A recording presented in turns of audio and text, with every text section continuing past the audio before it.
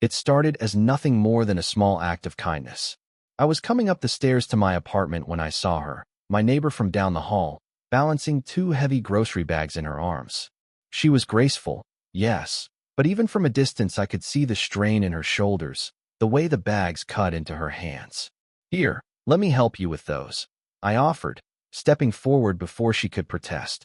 She turned, and for the first time I really looked at her. She wasn't just someone's mom from the building anymore. Not to me. She was a woman in her early 40s, her hair pulled back loosely, a faint tiredness in her eyes softened by the kind of beauty that didn't need effort. There was a warmth about her, the kind that filled the space around her without asking for attention. She gave me a small, grateful smile. "Thank you. These bags are heavier than I thought." I took them from her, surprised at the weight. "No problem.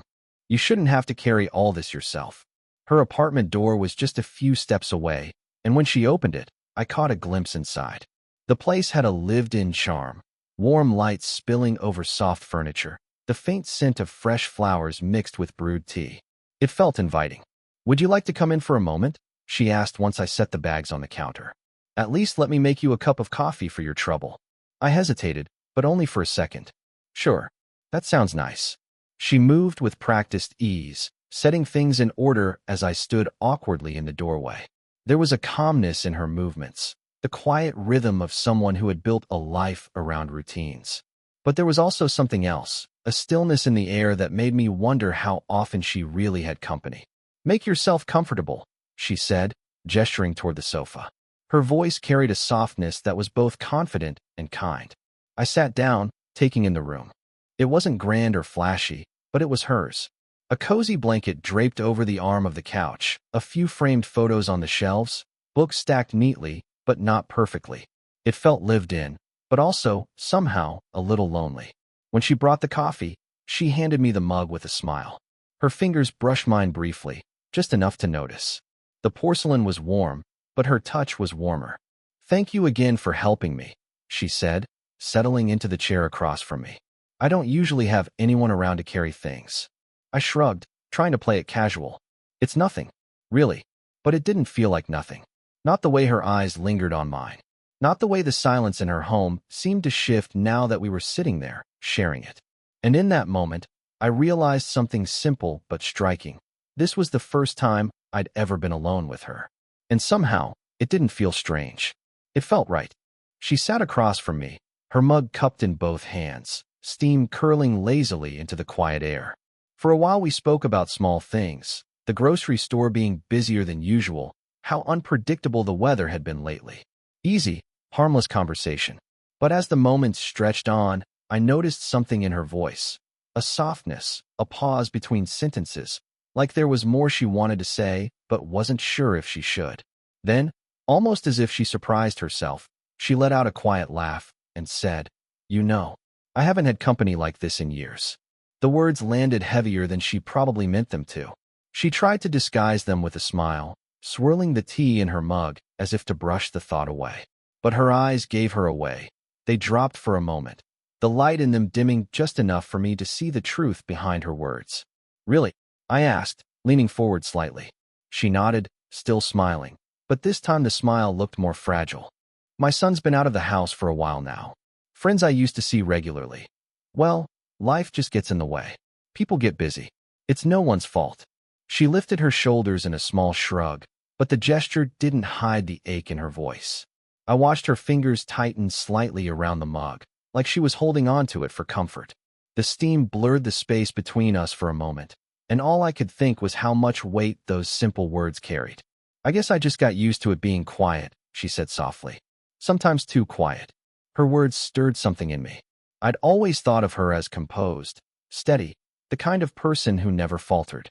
But now, sitting in her cozy living room with the late afternoon light washing over her, she looked human. Not invincible, not untouchable, just a woman who had given so much to others and, in the process, had been left a little alone. Without thinking, I said, "That must feel hard sometimes." Her eyes lifted to mine, surprised, not by the words, but by the fact that I'd noticed. For a moment, she didn't say anything. Then she smiled again, smaller this time, but more real.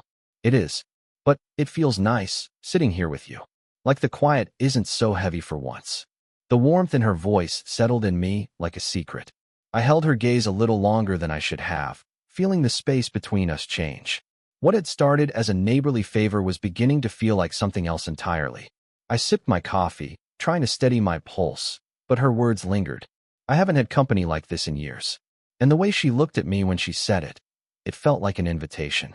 The heaviness of her confession hung in the air for a moment, but she was the first to ease it. She took a sip of her tea, set the mug down gently, and gave me a mischievous little smile. You don't want to sit here listening to me sound like some lonely old lady, she teased, her tone light, though her eyes still carried that quiet truth. I shook my head quickly. You don't sound like that at all. And besides, everyone needs someone to talk to. She tilted her head at me, studying me in that way she did. Not hurried, not casual, but like she was taking in more than my words. Then, with a soft chuckle, she asked, So what about you? You're young. Surely you've got more interesting stories than me. I laughed, rubbing the back of my neck. Interesting? I don't know. Embarrassing? Definitely. That made her laugh. A real one this time, not the careful kind. It was warm, unguarded, and it filled the room in a way that made me want to keep talking just to hear it again. So I did. I told her about the time I tried to cook dinner for a date and set off the smoke alarm in my apartment. About the college road trip where my friends and I ended up stranded in the middle of nowhere with a flat tire. Small stories, maybe, but each one had her laughing, her eyes bright, her hand resting lightly against her lips as if to hold back the sound even though she couldn't. You're terrible, she said through her laughter, shaking her head. I can't believe you actually admitted that. I grinned. Well, you said you wanted interesting stories. Her laughter softened into a smile, and then she began sharing her own. Stories about her son when he was little, the kind of mischief he used to get into, the moments that made her proud, and the times she thought she might lose her mind as a mother. She spoke with a mix of fondness and wistfulness, her hands moving gently as she described the details. The more she talked, the more animated she became. Her eyes lit up, her shoulders relaxed, and I found myself watching her in a way I hadn't before, not just listening to the words, but noticing the way her voice carried warmth, the way her smile lingered after each story, the way her presence seemed to make the room itself feel alive. At some point, I realized our seats had shifted. We'd both leaned in without noticing, our knees brushing lightly as we sat across the corner of the couch. Neither of us pulled away. The touch was small, barely there, but it sent a ripple through me. Her laughter, her closeness, the scent of her hair carried on the air. It was all too much and not enough at the same time. I smiled at her, a little more quietly this time. You make it easy to talk. Her eyes softened, holding mine for a moment longer than before. So do you. And just like that, the room no longer felt like hers or mine. It felt like ours. The laughter between us eventually softened into quiet. Not the kind of awkward silence that begs to be filled, but something gentler, more deliberate. Like we'd both run out of words at the same time and realized they weren't necessary. She sat angled toward me on the couch, one leg tucked slightly under her, her hand resting idly on the cushion between us. I could still feel the echo of her laughter in the room, though her expression now was calm, thoughtful. The lamp beside us cast a warm glow across her face, softening the lines at the corners of her eyes, turning them into something almost radiant. I hadn't meant to stare, but I did, and when her eyes lifted to mine, she caught me. For a split second I considered looking away, brushing it off as nothing more than a passing glance. But I didn't. I couldn't. Because in her gaze there was something unspoken, curiosity, hesitation, maybe even longing, and the weight of it rooted me in place. Her lips parted slightly as if to say something, but no words came. Instead, she just looked back at me, and the silence stretched, long enough for me to feel the beat of my own pulse, long enough for her to shift slightly closer without even realizing she had. The space between us had never felt so small. Her shoulder brushed against mine, faint but deliberate, and I became suddenly aware of everything. The warmth of her skin through her sweater, the faint floral scent of her perfume, the quiet rhythm of her breath. I swallowed, trying to ground myself. You're easy to be around, I murmured before I could stop myself. Her eyes softened. She tilted her head, a hint of a smile tugging at her lips. "You are too," she replied, her voice quieter than before, almost fragile. The air between us seemed to hum with something unspoken, something neither of us was ready to name. My hand twitched against my leg, a quiet urge to close the small gap between us. But I held still, because as much as I wanted to reach for her, I could feel she wasn't ready for that yet. Not completely. Instead, we sat there, letting the silence do the speaking. The glow of the lamp, the closeness of her presence, the subtle brush of her shoulder against mine, all of it said more than words ever could. Her gaze lingered a moment longer, then dropped to her hands. She smoothed the fabric of her sweater absently, as though to anchor herself, before lifting her eyes back to mine with a soft, almost vulnerable smile. And in that quiet exchange, I felt it, the shift. We weren't just neighbors sharing stories anymore. Something deeper was stirring beneath the surface, and we both knew it. It wasn't love yet. It wasn't even a promise. But it was the beginning of something neither of us had expected. And the way she looked at me in that stillness, it felt like the kind of glance you don't forget. The stillness between us lingered, almost too heavy to ignore. She broke it with a quiet sigh, the kind that carried years of unspoken weight. "You know," she began softly, her gaze fixed on the rim of her mug, "it's funny. You spend so much of your life surrounded by people, a child who needs you, friends who call every other day, neighbors who always stop to chat in the hall, and then, suddenly, all that noise just fades, and you're left with a silence you didn't ask for." Her voice wavered at the edges, though she tried to keep it steady. She looked down, as if embarrassed for admitting it aloud. I leaned forward, instinct pulling me closer. "That sounds lonely." She gave a faint laugh, almost bitter. "It is. Sometimes. I don't want to sound dramatic. I guess I thought life would feel fuller by now." Her honesty struck me in a way I hadn't expected. There was no performance in her words, no exaggeration, just raw truth. And in that moment, I didn't see her as the confident woman who always greeted neighbors politely in the hallway, or as someone who had everything under control. I saw her as someone quietly carrying the weight of being overlooked. Before I could think twice, I reached out and laid my hand gently over hers. The contact was light, almost tentative at first. Her hand was warm beneath mine, her skin soft but marked by the faintest lines of time, lines that told stories of years lived, of love given, of sacrifices made. She froze for a moment, startled, her eyes flicking down to where our hands met. I worried I'd crossed some unspoken boundary. But then, she didn't pull away. Instead, her fingers shifted slightly, curling against mine, holding on in the smallest but most deliberate way. Her breath caught, barely audible, but I felt it, like a thread tugging at something deep inside me. "I'm sorry," she murmured after a pause, though her hand remained in mine. "I shouldn't be unloading all of this on you." "You don't have to apologize," I said quietly. "I'm glad you trust me enough to share it." Her eyes lifted to mine, and for the first time that evening, there was no mask. No careful smile, no playful teasing to cover the cracks. Just her, laid bare, letting me see the vulnerability she usually kept hidden. Her thumb brushed slowly across the back of my hand, almost unconsciously, as if testing what it felt like to let someone in again. That small gesture undid me. It wasn't bold. It wasn't dramatic. But it carried more intimacy than anything else that had passed between us. In that moment, sitting in her quiet living room with the soft lamplight wrapping around us, I realized this wasn't just about comfort or company anymore. This was about connection, fragile, unspoken, and impossibly real. And as her hand lingered in mine, I knew neither of us wanted to let go. Time seemed to stretch after that.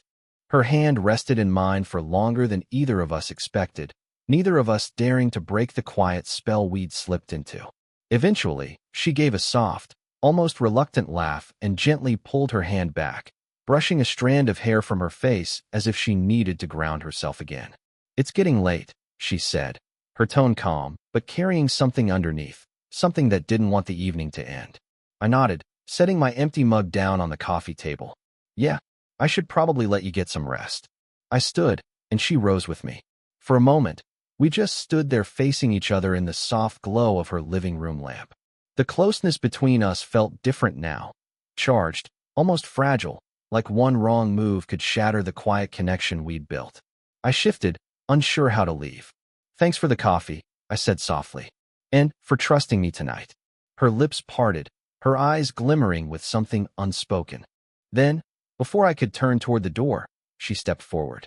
The movement was small, hesitant, but deliberate, and then her arms slipped gently around me. At first, I froze, not out of discomfort, but out of surprise. She wasn't the type of woman who seemed to give away closeness easily. But here she was, holding me, leaning into me with a softness that felt both careful and desperately needed. I let myself breathe her in. The faint floral note of her perfume, the warmth of her hair brushing against my cheek. My arms came up slowly, wrapping around her, not tightly, but firmly enough to let her know I was there, present, willing to stay as long as she needed. Her cheek rested lightly against my chest, and I could feel the steady rhythm of her heartbeat. It was fast at first, like mine, but it slowed as the seconds passed. Her body seemed to relax, to let go, as if she'd been carrying tension she hadn't realized until that very moment. Neither of us spoke. We didn't need to. The embrace said more than words could, that she wasn't alone, that I wasn't just passing through, that what we had stumbled into was real in its own quiet way. When she finally pulled back, it wasn't abrupt. It was slow, reluctant, her hands sliding lightly down my arms before falling back to her sides. Her eyes searched mine, and for a moment I thought she might say something. But instead, she just smiled, small, tender, almost fragile. "You're a kind soul," she whispered. "It's been a long time since I felt this." I didn't trust my voice, so I only nodded. My chest felt heavy, full of something I couldn't put into words. The embrace lingered even after it ended, like the ghost of her warmth still wrapped around me. And in that moment, I knew leaving her door would feel harder than I expected. We lingered near her door longer than either of us meant to. I had already thanked her for the coffee, already said I should be going, but my feet didn't move. She stood there just a breath away, her hand resting lightly against the edge of the doorframe, her eyes on me in a way that made the air feel warmer, heavier. The apartment around us was still, almost too quiet now that we'd pulled away from the closeness of the couch. Yet the silence didn't feel empty. It felt charged, like the room itself had absorbed the laughter, the confessions, the embrace we'd shared.